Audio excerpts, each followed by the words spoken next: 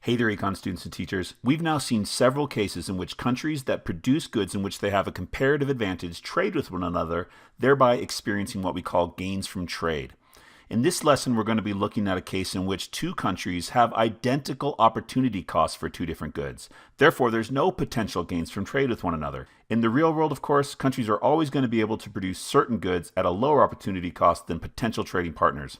Enjoy the video, subscribe to my channel, and head over to econclassroom.com for more great resources for economics students and teachers. Now, there's one more concept we want to explore before we wrap up this lesson on comparative advantage and the gains from trade. Let's scroll down and look at one more production possibilities curve for the two countries A and B.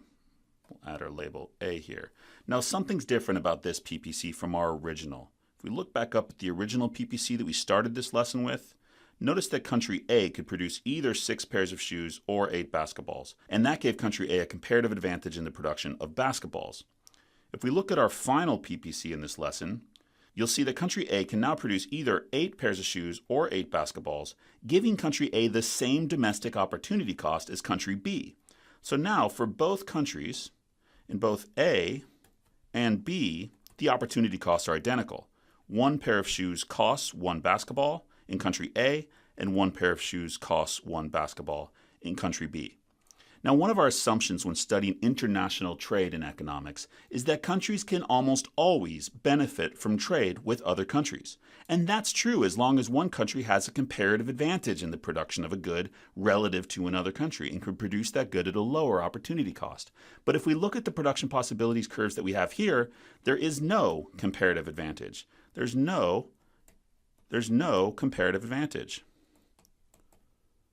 In this case, there are no potential gains from trade.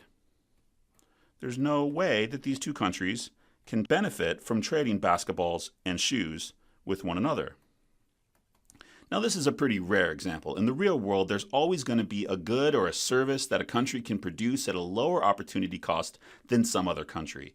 There's very few countries that cannot benefit from trade with one another. In fact, it's safe to say there's no countries that would be better off without trade with other countries. But in some circumstances, it might be the case that two countries with very similar resources, similar types of land, labor, and capital might not stand to benefit from trading with one another. In a situation in which two countries have the identical opportunity costs as one another, there is actually no reason for these countries to trade because there's no way for country A in this case to take advantage of country B's lower opportunity cost in either of the two goods because country B has the same opportunity cost in the two goods. Here we go.